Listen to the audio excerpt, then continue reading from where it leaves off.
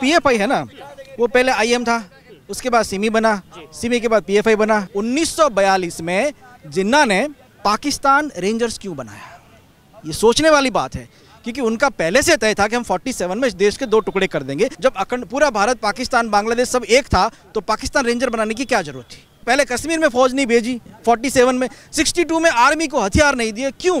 क्योंकि जहां कहीं ना कहीं पूरी दुनिया जानती है कि नेहरू जी का जो धर्म है वो उसके ऊपर भी क्वेश्चन मार्क लगा हुआ है, वो बोलने की जरूरत नहीं, जनता जानती, गूगल करके सब पता, गूगल पे सब दिया हुआ है, ठीक है। कि 65 के युद्ध में जब पैटर्न टैंक तोड़ दिए गए तो भारतीय फौज लाहौर तक पहुंच गई थी। जब हम पहुंच गए थे लाहौर तक तो वापस उनको देने की क्या जरूरत थी, पाकिस्तान वापस हिंदुस्तान में मिला लेते। उसके बाद तो इंदिरा गांधी आ गई थी। जैसे 65 में आपने लाहौर तक फौज पहुंच गई थी, पाकिस्तान पूरा कवर कर लिया था, तो वो 65 में आपने दे दिया, इधर 71 में आपने बांग्लादेश दे दिया। तो वो जोड़ने का काम कर रहे थे या तोड़ने का काम? उनकी सोची समझी साजिश थी कि अगर ये फौज अंदर आ जाए, दिल्ली तक पहुंच जाए, तो हम हिंदुस्तान को मुस्लिम राष्ट्र बना देंगे। कि पीएफआई बैन तो कर दिया, 5 साल के लिए देश में बैन हुआ, लगता है कि देरी हुई, सरकार ने देर की, या फिर अभी फन कुचलना बाकी है? देखिए, किसी भी सिस्टम के ऊपर हाथ डालने से पहले उसका स्टडी किया जाता है। सरकार ने डिटेल स्टडी किया, उसके बाद इनके सिस्टम के ऊपर हाथ डाला, ठीक है। देर आए दुरुस्त आए, क्योंकि मैं यूँ कहना चाहूँगा कि इस जो पीएफआई है ना, वो पहले आईएम था, उसके बाद सिमी बना, सिमी के बाद पीएफआई बना, ठीक है। 77 में ये सिमी का नाम लेके लोग आ गए। उसके बाद 98 की जब वाजपेयी सरकार आई थी तो उन्होंने इस सिमी के ऊपर बैन लगा दिया था। उसके बाद 2006 में ये लोग, जब कांग्रेस की सरकार आई तो इन्होंने वही संगठन पीएफआई के नाम से वापस खोल लिया, ठीक है। तो सरकार जो पुरानी सरकार थी उन्होंने भी अपना काम किया है, लेकिन जब से 2014 में मोदी जी आए तो उन्होंने इसके ऊपर काफ़ी अच्छी कार्रवाई की है। इसको पूरा डिटेल इनका, क्योंकि बार बार ये लोग नाम बदल के आया करते थे, ठीक है। तो अब ये नाम बदल के नहीं आ पाएंगे, क्योंकि सिस्टम इनके जो और भी संगठन हैं, जिसके एसडीपीआई थे, सीएफआई वगैरह जो थे, और 2-4 संगठन और इन्होंने बनाए थे जो साइड में इनके चल रहे थे, उन सबको भी इन्होंने, सरकार ने बैन किया इनसे, जो भी इनके एफिलिएटेड जो हैं सारे। तो ये बहुत ही अच्छा कार्य किया है सरकार ने कि इसको तो बंद पहले करना चाहिए था, लेकिन जब तक हमारे पास सबूत ना हो तब तक कोई भी सरकार हाथ नहीं डालेगी। और मोदी जी ने जो काम किया, अमित शाह ने जो काम किया है, और डोभाल जी ने जो काम किया, और जो एनआईए और ईडी के जो 5,500 कर्मचारियों ने जो देश के लिए काम किया है, मैं तो ये कहूँगा, देखिए कि जो 5,500 कर्मचारी थे ना, अब मैं बोलना नहीं चाहिए लेकिन मैं बोल रहा हूँ, उसके अंदर तकरीबन 250 से ज़्यादा तो मुस्लिम ऑफिसर थे। तो उन्होंने अपने देश का फर्ज निभाया है, हिंदुओं ने अपना फर्ज निभाया है, ठीक है। तो ये जो गरिमा है हिंदुस्तान की, ये सिर्फ मोदी जी बचा सकते हैं, और दूसरी कोई जो पार्टी है, मुझे नहीं लगता कि वो देश को बचा पाएंगे।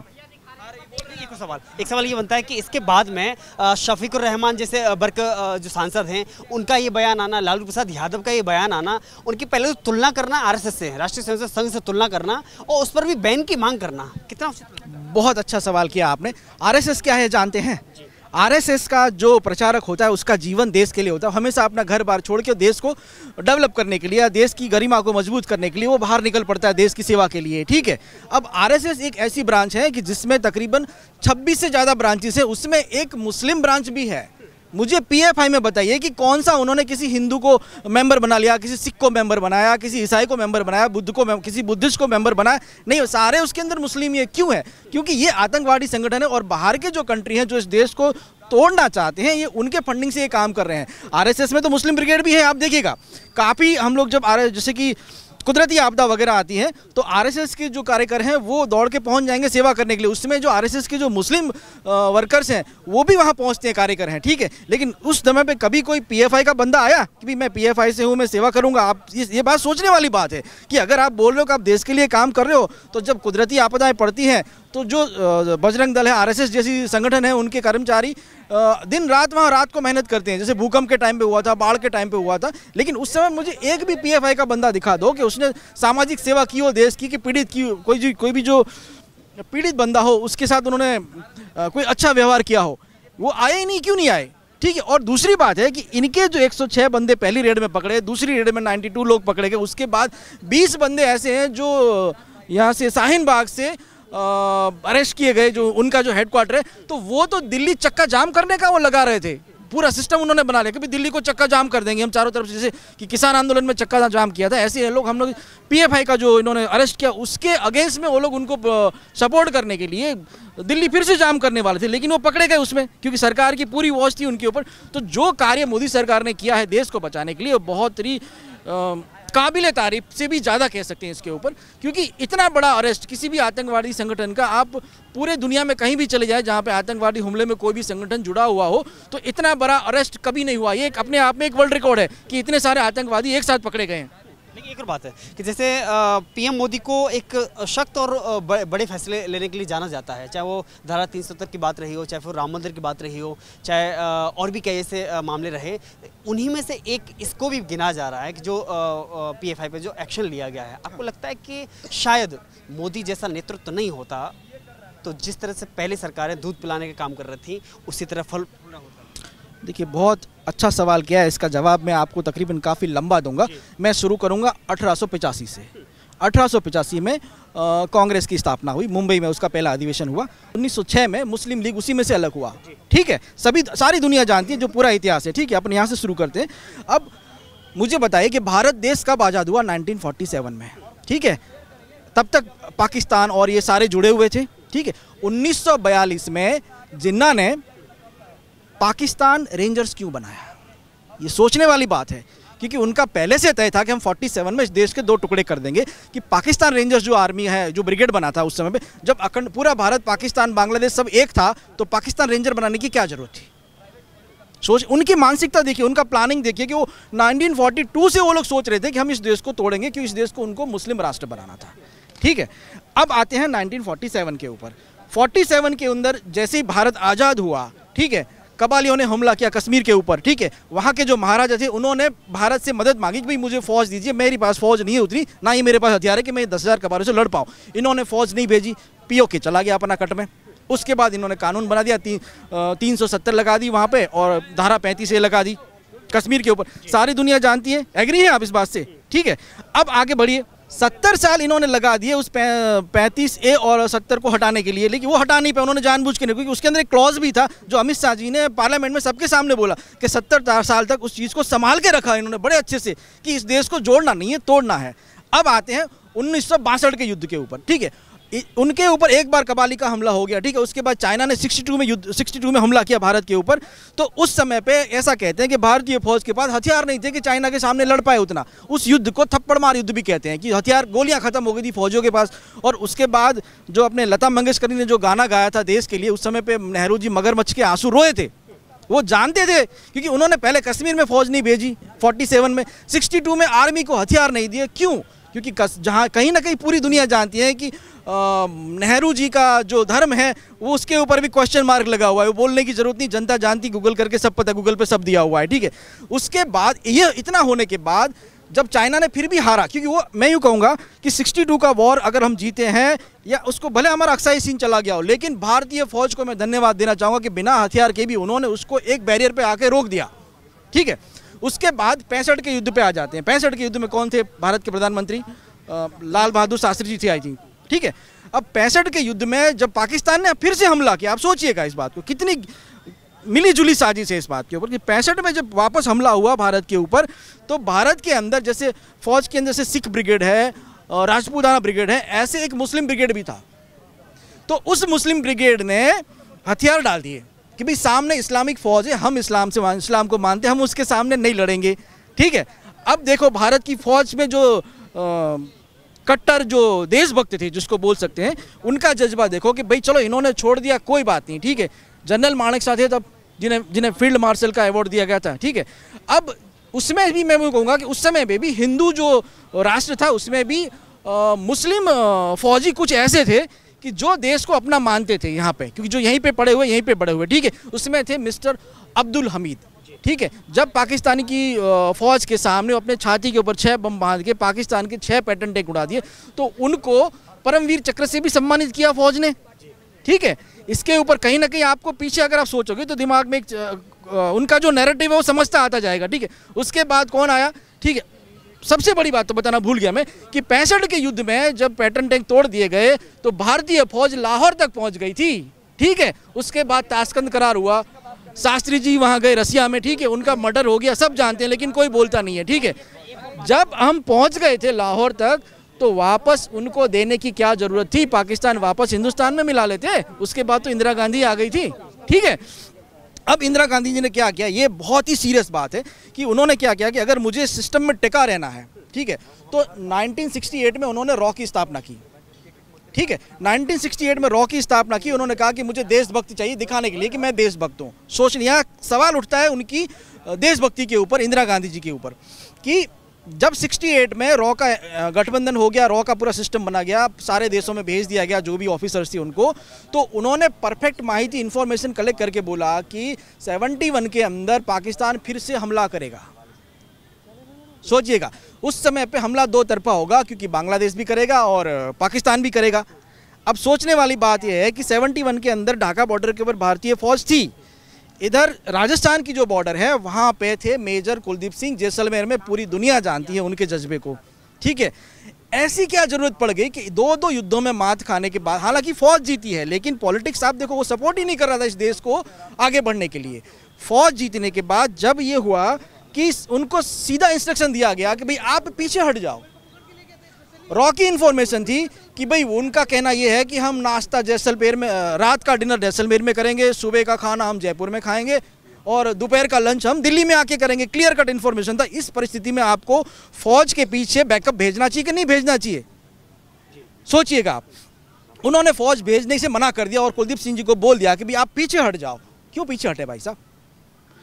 उस यहाँ पे समझदारी कुलदीप सिंह जी ने निभाई कि उन्होंने कहा कि आज या तो मैं इतिहास बनूंगा या मैं आज इतिहास बनाऊंगा। वो अपनी बटालियन लेके पूरी रात अकेले उन 10,000 पाकिस्तानी पैटर्न टैंकों से लड़ते रहे, उनको वहीं जिंदा गाड़ दिया उन्होंने रेगिस्तान में। जब ये पता चला कि भाई मेन आर्मी जो है उनकी पाकिस्तान यहाँ पे जैसलमेर बॉर्डर पे हार गई है, तो बांग्लादेश के ऊपर वो 93,000 सोल्जर थे, बोले कि हमारा मेन आका ही हार गया, तो उन्होंने सरेंडर कर दिया। ठीक है, ये जो सरेंडर के पीछे अगर कोई मैं क्रेडिट दूंगा तो भारतीय फौज को दूंगा और मेजर कुलदीप सिंह जी को दूंगा। क्योंकि अब देखिए एक बात और सुनिए, जैसलमेर से जोधपुर है कितना दूर? ठीक है, जोधपुर से जैसलमेर आने का सिर्फ 4 घंटे का रास्ता है। लेकिन इंडियन आर्मी एक ऐसी आर्मी है कि अगर उसके ऊपर वॉर बिगुल बजता है, वहाँ पे जाके कोई भी उनका जो हवालदार अगर वॉर बिगुल बजा दे तो आर्मी को तैयार होने में, कुछ होने में सिर्फ 15 मिनट लगते हैं, तैयार होने में सिर्फ 15 मिनट। तो क्या वो 4 घंटे में वहाँ से फौज नहीं भेज सकती थी? अब सुनिएगा, हम जीत गए, मेजर कुलदीप सिंह जी ने बचा लिया राजस्थान, नहीं तो आज पूरा ये राजस्थान भी पाकिस्तान में चला गया होता। ठीक है, अब आगे बढ़ते हैं इस बात से कि उन्होंने घोषित कर दिया कि हम युद्ध जीत गए, हमने बांग्लादेश अलग कर दिया। अलग करने की क्या जरूरत थी? बांग्लादेश भी मिला लेते ना। जैसे 65 में आपने लाहौर तक फौज पहुंच गई थी, पाकिस्तान पूरा कवर कर लिया था, तो वो 65 में आपने दे दिया, इधर 71 में आपने बांग्लादेश दे दिया। तो वो जोड़ने का काम कर रहे थे या तोड़ने का काम? उनकी सोची समझी साजिश थी कि अगर ये फौज अंदर आ जाए, दिल्ली तक पहुंच जाए, तो हम हिंदुस्तान को मुस्लिम राष्ट्र बना देंगे। क्यों? कि जिन्ना को पाकिस्तान दे दिया, ओमर फैमिली को कश्मीर दे दिया, उधर नेहरू जी बैठ गए थे। ठीक है, अब यहाँ सिस्टम कहाँ खराब हुआ था इनका कि भारत में जो देशभक्त लोग थे, जैसे कि श्यामा प्रसाद मुखर्जी जैसे थे और वाजपेयी जी वगैरह थे, उन्होंने जो विपक्ष में जो मजबूत गठबंधन बना रखा था कि सरकार अगर चाहे तो कुछ भी नहीं कर पाएगी, लेकिन फिर भी उन्होंने अपनी जो हरकतें करनी थी वो तो कर ली। अब 71 की वॉर जब खत्म हुई, उसके बाद इन्होंने अपना फिर से फौज को पता चल गया कि इन्होंने जानबूझ के फौज नहीं भेजी, तो फौज ने सोचा कि हम तख्ता पलट देते हैं, हिंदुस्तानी फौज ने। लेकिन इन्होंने क्या किया, 72 आते आते इन्होंने इमरजेंसी लगा दी। ठीक है, इमरजेंसी लगा दी। उसके बाद अब सोचिएगा, जो 1968 में देशभक्तों की रॉ बनी थी, मुरारजी सरकार आ गई इमरजेंसी के बाद, तो मुरारजी सरकार ने तकरीबन 70% फंड जो रॉ का था वो काट दिया। क्यों काटा? क्योंकि वो जानते थे कि सारे देशभक्त बाहर हैं, ये हमें सरकार नहीं चलाने देंगे, तो उन्होंने उसका फंडिंग कम कर दिया। तो जाहिर है कि फंड नहीं मिलेगा तो कोई भी ऑफिसर कुछ नहीं कर पाएगा। उसके बाद आप 84 में आपने देखा इंदिरा गांधी जी का असैसिनेशन हुआ। क्यों हुआ वो सब जानते हैं, क्योंकि अमृतसर में जो आतंकवादी घुसे थे वहाँ पे उन्होंने फौज चढ़ा दी थी, मना किया था उसके। लेकिन हम ये कह रहे हैं कि भाई आप किसी भी मंदिर में आज तक आतंकवादी हमला हुआ है तो फौज जाती है, लेकिन एक गरिमा तो मेंटेन करती है। अक्षरधाम पे भी हमला हुआ था आतंक, वहाँ पे फौज ने पूरा प्रोटोकॉल मेंटेन किया था मंदिर का। ठीक है, यहाँ पे क्यों नहीं किया? क्योंकि इनको ऑर्डर दिया था, क्योंकि वो सिखों का, क्योंकि जानते हैं पाकिस्तान वाले कि सामने अगर सिख ब्रिगेड खड़ी है तो वो कभी वहाँ की फौज वहाँ पे हमला नहीं करेगी। इसके सिखों को तोड़ने के लिए 84 के अंदर इन्होंने पूरा दंगे फैलाए थे कि जहाँ पे तकरीबन 3000 सिख और हिंदू भाई मारे गए थे। ठीक है, अब देखो 77 में जब सीमी बना, ठीक है, सीमी चलता रहा इनके उसमें, इन्होंने रॉ को तोड़ दिया लेकिन सीमी बना लिया। अब सिमी बना था, उनको पता था कि आतंकवादी संगठन है और ये हिंदुओं को तोड़ने का या देश को तोड़ने का काम कर रहा है, ठीक है। तो जहाँ पे इन्होंने सिमी को चलने दिया तकरीबन 98 तक, जब तक वाजपेयी जी की सरकार नहीं है। वाजपेयी की सरकार जी आई तो इंटेलिजेंस की काफ़ी रिपोर्ट थी कि भाई सिमी और ये जो IM वगैरह जो चेहरा बदल के आ गए हैं और ये आतंकवादी हमला ही करने वाले हैं और ये कर रहे हैं, इसमें सारे उसमें मिले हुए हैं। 98 में वाजपेयी जी ने आते सबसे पहले क्या सिमी बंद कर दिया।